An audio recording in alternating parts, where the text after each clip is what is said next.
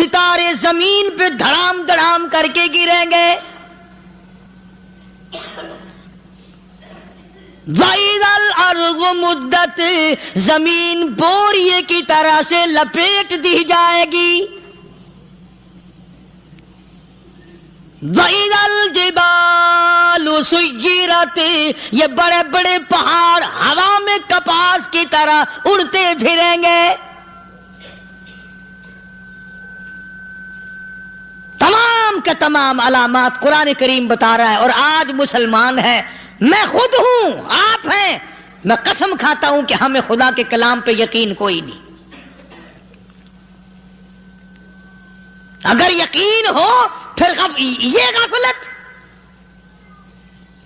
صحابی مدنی کریم صلی اللہ تعالی علیہ وسلم کا ساری رات کروٹیں بدلتا ہے. صبح ہوئی بیٹی نے پوچھ لیا، ابا جان میں ساری رات دیکھتی رہی، آپ کو نیند نہیں آئی، کیا کوئی تکلیف ہے؟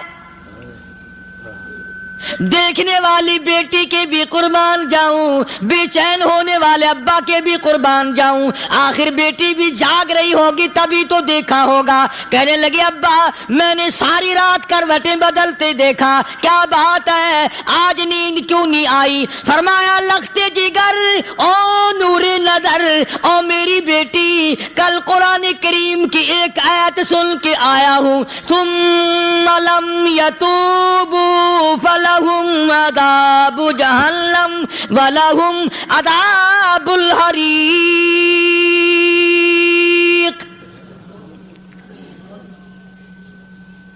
او میری بیٹی جس نے قرآن کریم کے ذریعے جہنم کی خبر سن لی ہو، جہنم کے انگاروں کی خبر سنی ہو، جس نے جہنم کی تباہ کاریاں سن لی ہو، او میری بیٹی نیند کیسے آئے؟ کیسے نیند آئے؟ امام شافعی رحمت اللہ علیہ اتنے بڑے جلیل القدر ولی کامل ہیں، وقت کے امام ہیں، پرہیزگار متقی ہیں. اپنی بیٹی کو فرمانے لگے لختے جگر تیری آنکھیں بگڑتی چلی جا رہی ہیں، میں دیکھتا ہوں تو ساری رات نیند نہیں کرتی، ساری رات سوتی نہیں، مصلی پہ کھڑی ہو کر قرآن پڑھتی رہتی ہے، تو کچھ نیند کر لیا کر، آنکھوں سے محتاج ہو جائے گی. عرض کرنے لگے ابا جان نیند آتی ہے، بستر پہ لیٹ جاتی ہوں، آنکھ لگنے کو ہوتی ہے، فوراً میرے دل میں خیال آتا ہے شافی کی بیٹی تو نے تو بستر سنبھال لیا، صبح تیری نامعلوم زمین کے اوپر ہوگی یا لاکھوں من مٹی کے نیچے ہوگی. پھر میری نیند اکھڑ جاتی ہے، پھر کھڑی ہو کر خدا کا قرآن پڑھتی ہوں. وہ ساری رات قرآن پڑھا کرتے تھے، اور بدقسمت قوم تمہیں صبح اٹھ کر قرآن کا سپارہ پڑھنے کی توفیق نہیں ہے. مسلمان پر قرآن کا دیدار نصیب نہیں، قرآن کی زیارت نصیب نہیں. گدھے کی طرح کھاتے سو گئے اور گدھے کی طرح صبح اٹھ کر کھانا پینا شروع کر دیا. تو رب کے کلام کا اتنا باغی کہ تو دیکھنا پسند نہیں کرتا.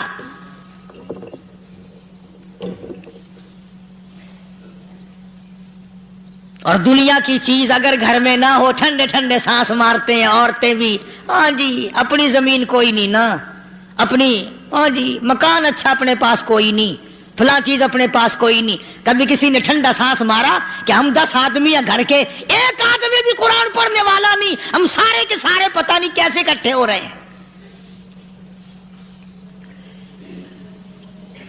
اگر دل میں عظمت ہو، ڈاکٹر ہو، افسر ہو، وزیر ہو، آخر ہے تو انسان، ہے مسلمان، ہے مدنی کریم صلی اللہ علیہ وسلم کا امتی، پھر قرآن سے اتنا دور کیوں ہے؟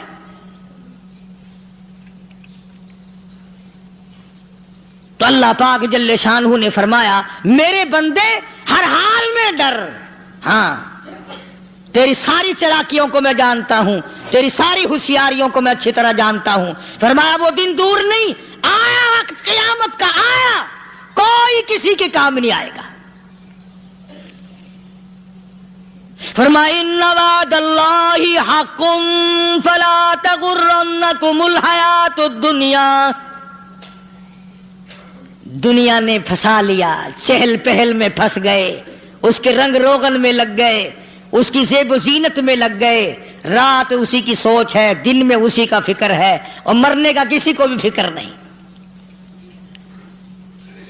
قرآن کریم کے آخری سورت کا آخری لقمان کے آخری آیتوں میں عجیب مضمون رکھا ہے۔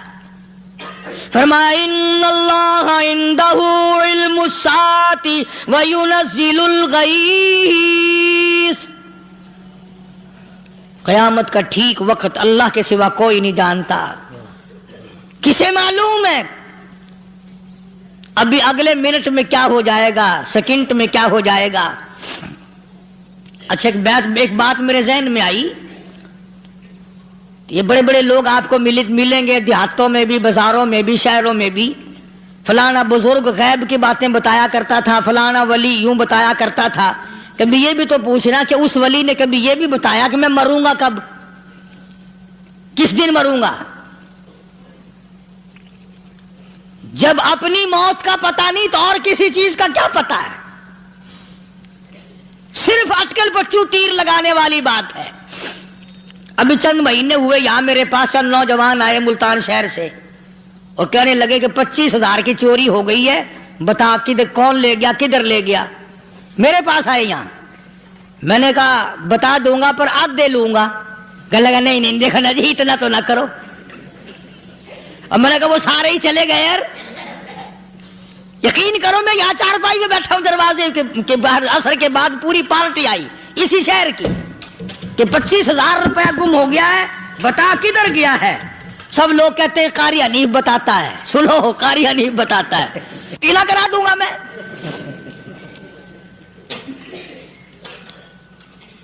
جتنا میں نے انکار کیا میرے سر ہوتے چلے گئے۔ اخیر میں نے بکواس کر دی، میں نے کہا اچھا بتاؤں گا پھر آدھے لوں گا۔ کہنے لگے نہیں، تماشا دیکھا یعنی اندازہ لگاؤ کہ ہم شہر سے سن کر آئے ہیں کہ قاری حنیف چوریاں بتاتا ہے۔ اللہ غنی، کس کو معلوم ہے کہ ابھی کیا ہو جائے گا؟ اللہ پاک نے کسی کو نہیں بتایا۔ فرمایا ان اللہ عندہ علم الساعۃ وینزل الغیث،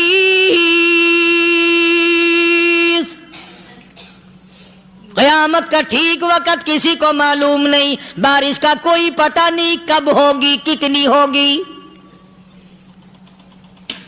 تم ابھی کہہ رہے ہوگے کہ جی محکمہ موسمیات والوں کو پتہ چلتا ہے، ان 3 مہینے میں یہ محکمہ موسمیات والے کئی دفعہ کہہ چکے ہیں کہ بوندا باندی ہوگی مگر کچھ بھی نہیں ہوا،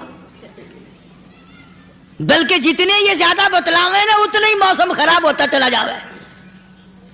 پچھلے سال انہوں نے روئی کی گانٹھوں کی گنتی بتائی کہ اتنی کپاس پیدا ہوگی ملک میں، اتنی روئی کی گانٹھ بنے گی، اتنی باہر بھیجیں گے اور اتنی اپنے گھر رکھیں گے۔ ذرا پوچھو تو صحیح ذمہ داروں سے سر کھجاتے پھرے کہ کھاد کے پیسے بھی واپس نہیں ہوئے۔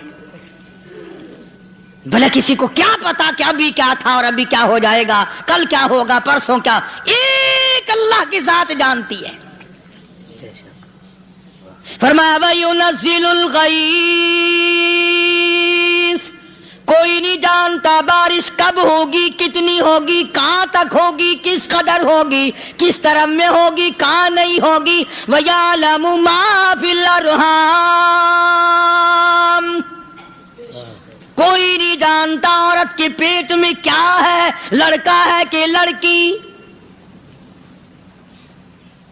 باپ کو پتہ نہیں، ماں کو پتہ نہیں، دادی کو پتہ نہیں، نانی کو پتہ نہیں، یوں کہ کسی کو پتہ ہو یا نہ ہو حضرت صاحب کو پتہ لگ جاتا ہے۔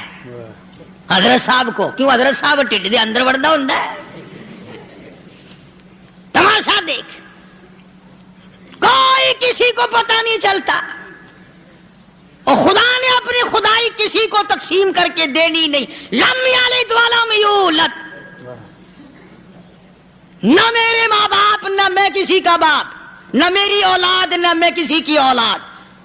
اللہ الصمد، بے نیاز، بے مثال ہوں، ہمیشہ سے ہوں اور ہمیشہ رہوں گا۔ سام میرے محتاج ہو، میرے دروازے کے گداگر ہو، میرے دروازے کے فقیر ہو، میرے دروازے کے دستے نگر ہو، آؤ مانگو کھاؤ، موت آئے مر جاؤ، اگر اکڑو گے فرمایا پھر میں نے بڑی بڑی سزائیں دی ہیں لوگوں کو، ہاں میں تو توبہ بھی منہ سے نہیں نکلنے دیتا، کلمہ تو کلمہ ہائے نہیں کرنے دیتا میں، جب میں موت کا پیغام دوں یکدم دل کی حرکت بند ہو جاتی ہے، ہائے بھی نہیں، اوئی بھی نہیں، اف بھی نہیں، کچھ بھی نہیں۔ فرمایا وَيَعْلَمُ مَا فِي الْأَرْحَامِ، کسی کو پتہ نہیں عورت کے پیٹ میں کیا چیز ہے۔ دیکھو نا، جس نے 9 مہینے بچہ پیٹ میں رکھا، جب بچہ پیدا ہوتا ہے نا خود ماں بھی کان لگاتی ہے، بتائیں گی لڑکا ہے کہ لڑکی ہے، بےتابی سے انتظار کرتی ہے، بڑی بے قراری سے انتظار کرتی ہے عورت کہ یہ دائی بول لے، کوئی اور پاس والی بول لے، کوئی اور چھوٹی بڑی گھر کی عورت بول کے بتائے کہ لڑکا ہے کہ لڑکی ہے۔ اور جس نے 9 مہینے پیٹ میں رکھا جب اس کو پتا نہیں تو پرلی طرف بیٹھے ہوئے حضرت صاحب کو پتا کیسے چل گیا۔ وَيَعْلَمُ مَا فِي الْأَرْحَامِ، زیادہ سے زیادہ تمہیں یہ کہیں گے جی فلاں بزرگ نے دعا کی تھی اللہ میاں لڑکا دے گا، لڑکا ہو گیا، ٹھیک ہے دعا تو بھی مانگ، بزرگ بھی مانگے، پیر بھی مانگے، فقیر بھی مانگے، عالم بھی مانگے، ماں بھی مانگے، باپ بھی مانگے، خاندان سارے مانگو، بات یہ ہے مانگو تو سارے، پر یوں کہو دینے والا وہ ایک ہے، بس یہ ہے اصل بات، اور مانگنے کی تو کوئی کسی کی وہ نہیں۔ امام الانبیاء محبوب کبریا حضرت محمد مصطفیٰ صلی اللہ تعالی علیہ وسلم سیدہ عائشہ صدیقہ رضی اللہ تعالیٰ عنہ فرماتی ہیں میں سوئی ہوئی تھی، اچانک میری آنکھ کھلی، میں نے کالی کملی والے کو سجدے میں دیکھا، رو رہے ہیں، دعائیں مانگ رہے ہیں، رو رہے ہیں۔ حضرت عائشہ فرماتی ہیں اللہ اکبر، فرماتی ہیں اتنے روئے سرکار مدینہ صلی اللہ علیہ وسلم، سانس رک گیا، سانس گھٹ گیا آپ کا۔ حضرت عائشہ فرماتی ہیں میں اپنا جگر پکڑ کے بیٹھ گئی، کہیں آج بیوہ تو نہیں ہو جاؤں گی۔ نبی نے اتنا مانگا، اتنا مانگا، اتنا مانگا، اس کائنات میں مانگنے والا کوئی آیا ہی نہیں، ہر آن مانگا، ہر لمحہ مانگا، ہر گھڑی مانگا، اور اتنا مانگا۔ میری بات لکھ کے لے جاؤ انشاءاللہ، کچی پکی بات نہیں۔ سیدہ عائشہ صدیقہ رضی اللہ تعالیٰ عنہ گواہ ہے، سیدہ فاطمہ الزہرا رضی اللہ تعالیٰ عنہ گواہ ہے، نبی کی گھر والی گواہ، نبی کی لخت جگر نوری نظر فاطمہ الزہرا گواہ، فرماتی ہے حضور کریم صلی اللہ علیہ وسلم کا جب آخری وقت آیا، آواز بالکل ختم ہو گئی، آواز بالکل پست ہو گئی، پھر بھی لب حرکت کرتے تھے، لب حرکت کرتے تھے، دونوں کی دونوں فرماتی ہیں ہم نے کان لگایا، آواز تھی ربی حبلی امتی، ربی حبلی امتی، اور میرے مولا میری امت کو معاف کر دے۔ اور خدا کی قسم کالی کملی والے نے آخری سانس تک مانگا ہی مانگا۔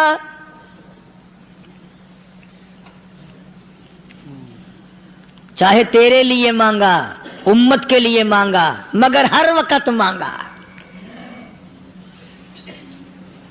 اور یوں فرمایا کہ میدان حشر میں جب لوگ چاروں طرف سے پریشان ہو کر، عاجز ہو کر، تنگ ہو کر، دھکے کھا کر، ذلیل ہو کر انبیاء علیہ الصلوۃ والسلام کے مشورے سے جب حضور کریم صلی اللہ علیہ وسلم کے دربار میں آئیں گے، مشکاۃ شریف میں حدیث موجود ہے، ارشاد حضور کریم صلی اللہ علیہ وسلم کا، فرمایا لوگ مجھے سفارش کے لیے کہیں گے اللہ اکبر، اللہ اکبر کبیرہ، تو یوں فرمایا یہ نہیں فرمایا کہ میں اللہ میاں کو ٹیلی فون کروں گا کہ دیکھنا ذرا خیال کرو امت آ رہی ہے میری، یا امت کو یہ کہے کہ رکا لے جاؤ، بلکہ یوں فرمایا جیسے امت آ کر کے مجھے پریشان کرے گی میں سجدہ کروں گا،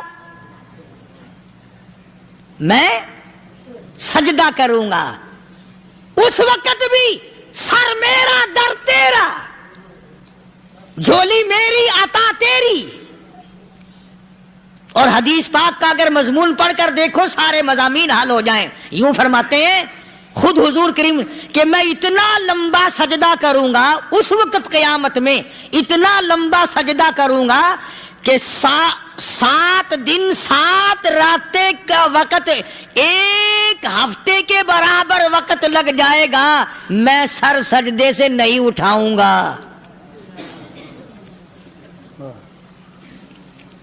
اتنا لمبا سجدہ کروں گا کہ 1 ہفتے کی مقدار وقت لگ جائے گا۔ یہ مقدار کیوں فرمایا؟ قیامت کا دن ہے نا، دن ڈھلنا نہیں، چھپنا نہیں، رات آنی ہی نہیں، رات تو ہے ہی نہیں نا، اس لیے فرمایا 1 ہفتے کی مقدار دن لگ جائے گا، وقت ختم ہو جائے گا پورا ہفتے کے برابر۔ اس کے بعد اللہ پاک مجھے فرمائیں گے ارفع راسک یا محمد صلی اللہ علیہ وسلم، میرے محبوب سر اٹھاؤ، سل مانگو توتا دوں گا، مانگو دیا جائے گا، سوف یعطیک ربک فترضی، تیرا رب تجھے راضی کر دے گا۔ صحابہ اکرام رضوان اللہ تعالی علیہ مجمعین نے عرض کر دیا یا رسول اللہ صلی اللہ علیہ وسلم آپ کس وقت راضی ہوں گے؟ کتنے لوگ جنت میں چلے جائیں گے، دوزخ میں چلے جائیں گے، آپ کس وقت راضی ہوں گے؟ خدا کی قسم اس محسن کائنات کا کیا کہنا کالی کملی والے نے جو ہم پر مہربانی فرمائی، یوں فرمایا جب تک ایک ایک امتی کلمہ پڑھنے والے کا ہاتھ پکڑ کر جنت میں نہ لے جاؤں میں محمد الرسول اللہ کو چین نہیں آئے گی، ایک ایک کو لے جاؤں گا اور چین نہیں آئے گا مجھے اس وقت بھی۔ تو عرض یہ کر رہا تھا کہ قرآن کریم نے اور تمام چیزوں میں عقیدے کا سدھار کہ عقیدہ بناؤ، یہ جو عقیدہ ہے نا اس کی حیثیت ایسی ہے جیسے پہلی اینٹ عمارت کی،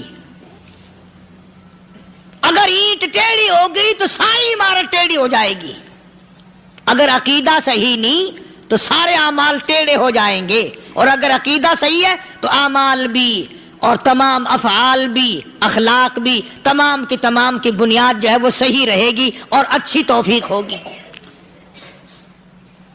یہ عربی کلمہ ہے، آپ اور میں اگر کلمے کا معنی سمجھ لیں پھر بھی بات بنتی ہے، یہی تو معنی لا الہ الا اللہ، کوئی نہیں بگڑی بنانے والا، کوئی نہیں حاجت روا، کوئی نہیں مشکل کشا، کوئی نہیں تیرا ہاتھ پکڑنے والا، کوئی نہیں مجھے اور آپ کو اولاد دینے والا، کوئی نہیں بیوی بچے دینے والا، کوئی نہیں یہ ہر روز روٹی کھلانے پانی پلانے والا اس کے سوا کوئی نہیں، الا اللہ، ایک اللہ کی ذات ہے۔ اور فرمایا کہ یہ بتایا کس نے کہ یہ سب کچھ کرنے والا کون ہے؟ محمد الرسول اللہ صلی اللہ علیہ وسلم، کہ ہمارے آقا اور مولا حضرت محمد الرسول اللہ صلی اللہ علیہ وسلم نے بتایا۔ تو قرآن کریم کی ان آیتوں نے وضاحت کر دی وما تدری نفس ماذا تکسب غدا، کسی کو پتہ نہیں کل کیا ہو جائے گا، صبح کو کیا ہو جائے گا، شام کو کیا ہو جائے گا۔ وما تدری نفس بأي أرض تموت، کوئی نہیں جانتا موت کس جگہ پہ آئے گی۔ کسے معلوم ہے کہ میری قبر کہاں بنے گی؟ کوئی نہیں جانتا میرے اس بدن کو جانور کھا جائیں گے، کسی کو علم نہیں ہے کہ قبر کا گڑھا ملے گا کہ نہ ملے گا، کفن ملے گا کہ نہ ملے گا، نماز جنازہ نصیب ہوگی کہ نہ ہوگی، غسل نصیب ہوگا کہ نہ ہوگا، کوئی نہیں جانتا۔ کلمہ پڑھتے موت آئے گی یا کنجری کے گانے سنتے گاتے موت آئے گی؟ کس کو علم ہے کہ آخری کلام جو دنیا میں ہوگا وہ درود پاک ہوگا یا قرآن کریم ہوگا یا دعا ہوگی یا استغفار ہوگا، اور یا گالی منہ سے نکلے گی، دم نکل جائے گا؟ کسے معلوم ہے؟ اس لیے فرمایا وما تدری نفس بأي أرض تموت، کوئی نہیں جانتا موت صبح آئے گی یا شام آئے گی، بیوی بچوں کے سامنے آئے گی یا اسپتال میں کوئی پاس ہوگا بھی یا کہ نہیں جس وقت موت آئے گی کسے معلوم؟ سجدے میں آئے گی یا کنجری کی گود میں آئے گی کیا پتا؟ فلم میں آئے گی یا مسجد میں آئے گی؟ پچھلے دنوں ایک جگہ ایک آدمی نے صبح کی اذان دی، بڑی اچھی اذان دیا کرتا تھا، اللہ کا نام بلند کیا، زمین پہ بیٹھا اور ختم۔ فجر کی اذان دی، جو سنے انہوں نے کہا یار ابھی تو اذان دی تھی، بس اللہ کی طرف لوگوں کو بلایا اور خود دنیا سے رخصت ہو گیا۔ ہاں کسی کی موت یوں بھی آیا کرتی ہے، کسی کی سجدے میں آ جاتی ہے، کسی کی مراقبے میں آ جاتی ہے۔ اللہ اکبر۔ کسی کی نماز میں آئے، اللہ کی طرف دھیان لگے ایسا لگے کہ لگی جائے وہ چلا ہی جائے۔ ہمارے استاد محترم مولانا عبد الخالق صاحب رحمۃ اللہ علیہ یا کبیر والے میں تھے، بہت بڑے عالم، جید عالم، سمندر تھے علم کے۔ بس صبح کی نماز کے بعد مراقبے میں بیٹھے، اللہ اللہ کر رہے ہیں، بس جیسے اتحیات میں بیٹھتے ہیں نا اسی طریقے سے بیٹھے تھے۔ دن چڑھ گیا، بھتیجے نے آ کر کے کہا حضرت ناشتہ تیار ہے، جواب کوئی نہیں۔ پھر کچھ دیر کے بعد آیا کہ حضرت ناشتہ تیار ہے، جواب کوئی نہیں۔ اور دن چڑھ گیا، ہاتھ لگا کے دیکھا کہ حضرت تو پہنچ گئے اللہ کے یہاں۔ کس حالت میں؟ ایسی اللہ اللہ اللہ سے لو لگائی کہ اللہ ہی کے یہاں چلے گئے۔ اور ان اللہ والوں کے پاس اس نیت سے لگا کرو میری آخرت بن جائے، میری قبر بن جائے، میرا آخری کلام جو دنیا میں ہو وہ کلمہ ہو، استغفار ہو، درود پاک ہو، قرآن کریم ہو، پھر تو مزہ ہے۔ اور اگر ہائے ہائے ہائے ہائے کرتے مر گئے تو کیا ہوا؟ فرمایا ان اللہ علیم خبیر، میں خدا کی ذات تمام چیزوں سے واقف ہوں۔ مجھے تو پتا ہے نا، تیرے ایک ایک سانس کا پتا ہے، تیری رگ کے ایک ایک خون کے قطرے کا مجھے پتا ہے۔ اسی لیے کہا کرتا ہوں کہ عادت ڈالو درود شریف پڑھتے ہوئے چلنے پھرنے کی، کلمہ کلام پڑھتے ہوئے چلنے پھرنے کی، استغفار کرتے ہوئے چلنے پھرنے کی۔ پہلے زمانے میں جب ٹھوکر لگتی تھی تو لوگ سبحان اللہ کہتے تھے، اللہ اکبر، استغفر اللہ۔ اب گالی منہ سے نکلتی ہے، اب گالی منہ سے نکل رہی، گالیاں بکتے ہوئے لوگ مر رہے ہیں۔ حضرت معاذ بن جبل رضی اللہ تعالیٰ عنہ مدینے پاک میں بیمار ہے، آخری وقت ہے۔ صحابہ کی ایسی ایسی موت آیا کرتی تھی، چاروں طرف جتنے گھر والے بیٹھے ہیں، اماں بھی، بیٹی بھی، گھر والی بھی، بہن بھی، بھائی بند بھی، قبیلہ بھی، خاندان بھی، مدینہ شہر ہے، کالی کملی والے کا شہر ہے، حضرت معاذ بن جبل کا آخری وقت ہے۔ چاروں طرف بیٹھنے والے بھی تلاوت کر رہے ہیں قرآن کریم کی، خود معاذ بن جبل بھی تلاوت فرما رہے ہیں۔ اچانک حضرت معاذ رضی اللہ تعالیٰ عنہ رونے لگے، روئے حضرت معاذ۔ یہ وہ جوان ہے جس کو رخصت فرمانے کے لیے یمن کا گورنر بنا کر کے بھیجا حضور صلی اللہ علیہ وسلم نے۔ حضور صلی اللہ علیہ وسلم اس کو روانہ فرمانے کے لیے کئی میل پیدل تشریف لے گئے۔ ہاں حضور کے صحابہ۔ تو معاذ بن جبل جب رونے لگے تو گھر والوں نے پوچھا کیوں؟ کوئی بیٹھا ہوگا نا، کہنے لگا ڈر گئے، موت سے ڈر رہے ہو، موت سے ڈر کے رو رہے ہو؟ حضرت معاذ کہنے لگے نہیں، موت سے کیا ڈرنا، میں کیوں ڈروں موت سے، اس نے تو آنا ہی آنا ہے، میں نہیں ڈرتا۔ انہوں نے کہا پھر رویا کیوں رو رہے ہو؟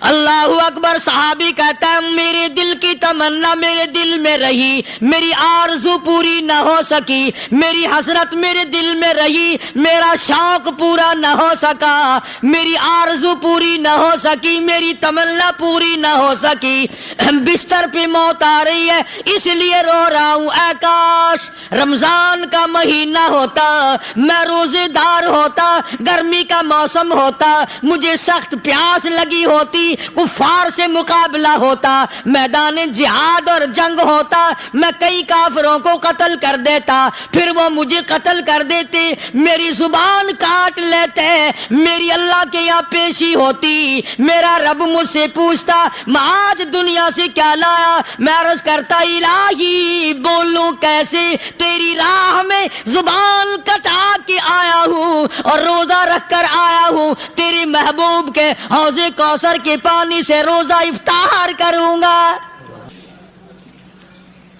کہتا اس لیے رو پڑا ہوں کہ بستر پہ موت آ رہی ہے. ڈر کس چیز کا؟ یہ نہیں ڈرا کرتے تھے. حضرت ابو ایوب انصاری سب کہہ دو رضی اللہ تعالی عنہ. اللہ اکبر, کتنا بڑا مقدرہ والا جوان ہے. مدینے پاک میں حضور کریم صلی اللہ علیہ وسلم نے اسی کے یہاں ڈیرا لگایا. آخری وقت ہے, بیمار ہیں ابو ایوب انصاری. مدینے سے صحابہ جنگ کے لیے چلے. صحابہ کی تمنائیں دیکھو. ہم جتنے بیٹھے ہماری تمنا تو یہی ہے نا, کاروبار بڑھ جائے, مکان دکان کا ساز و سامان بڑھ جائے, یہ مل جائے وہ مل جائے, یہ ہو جائے وہ ہو جائے. ابو ایوب انصاری بیٹھے ہوئے دیکھ رہے ہیں صحابہ سواریوں پہ پیدل تلوار نیزے تیر لے کے چلے. ابو ایوب انصاری کہنے لگے کہاں چلے ہو؟ کہ جہاد فی سبیل اللہ کے لیے. کہنے لگا مجھے بھی لے چلو. سمجھ رہے ہیں آپ سارے؟ فرمایا مجھے ساتھ لے چلو. کہا کمال ہے, بیمار آدمی اور جنگ میں بیمار کا کیا کام ہے, کیا کرو گے؟ نے کہا مہربانی کرو, احسان کرو مجھ پر, مجھے ساتھ لے کے چلو. خدا کے بندے بیمار ہے, کرے گا کیا میدان جہاد میں؟ کہنے لگا تم تو بیمار کی بات کر رہے ہو, مجھے ساتھ لے چلو اونٹ پہ ڈال کر. توجہ کرنا ذرا, آخری بات میرے یاد آئی ہے بتانے لگا ہوں. ابو ایوب انصاری حضور کا میزبان مدینے والا کہتا ہے میں بیمار ہوں, مجھے اونٹ پہ ڈال کے لے چلو, اور اگر میری راستے میں موت آ جائے پھر بھی میری لاش کو ساتھ لے جانا. جہاں کفر اور اسلام کا جنگ ہوگا, مقابلہ ہوگا, اس میدان میں میری لاش کو پھینک دینا. شاید کسی مجاہد کی سواری کا پیر میرے اوپر آ جائے, میں بھی قیامت میں اللہ کے حضور میں کہوں گا یا اللہ تیرے میدان جہاد سے اٹھ کے آیا ہوں میں بھی. اندازہ لگا ابو ایوب انصاری کی تمناؤں کو دیکھ, حسرتوں کو دیکھ. فرمایا مجھے ساتھ لے چلو, اگر میری موت آ جائے تو لاش کو بھی پھینکنا نہیں, دفن راستے میں نہ کرنا, ساتھ لے چلو, وہاں میدان میں ڈال دینا, اور اسلام کے لیے جو لڑنے والے ہوں, کفر کو مٹانے والے ہوں, ان کے پیر میرے اوپر آ جائے میں کامیاب ہو جاؤں گا. ایک تم ہو جو مسجد میں جھاڑو دینے سے بھی آر کرتے ہو, صف بچھانے میں بھی تمہیں شرم آتی ہے, صف اکٹھا کرنے میں بھی تمہیں شرم آتی ہے, ادھر ادھر کوئی چیز کرنے میں تمہیں کیا معلوم ہے جس وقت قیامت کے دن ان شاہی درباروں کے خادموں کو انعام ملے گا نا, پھر ٹکرے مارو گے, او ہو لو بھائی کمال ہو گیا, ہم تو یوں ہی رہ گئے.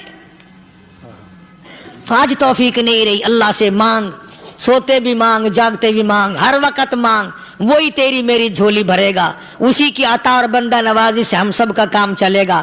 فرمایا ان اللہ علیم خبیر, میں تمہاری ضروریات کو بھی جانتا ہوں, ہر چیز کا مجھے پتا ہے. اللہ مجھے اور آپ کو عمل کی توفیق عطا فرمائے. اللہ پاک اپنے فضل و کرم سے ہم سب کو اپنے بندے بنا لے, عقائد اور اعمال کی درستی فرما دے, مرتے وقت ایمان کی دولت عطا فرمائے. وآخر دعوانا الحمدللہ رب العالمین.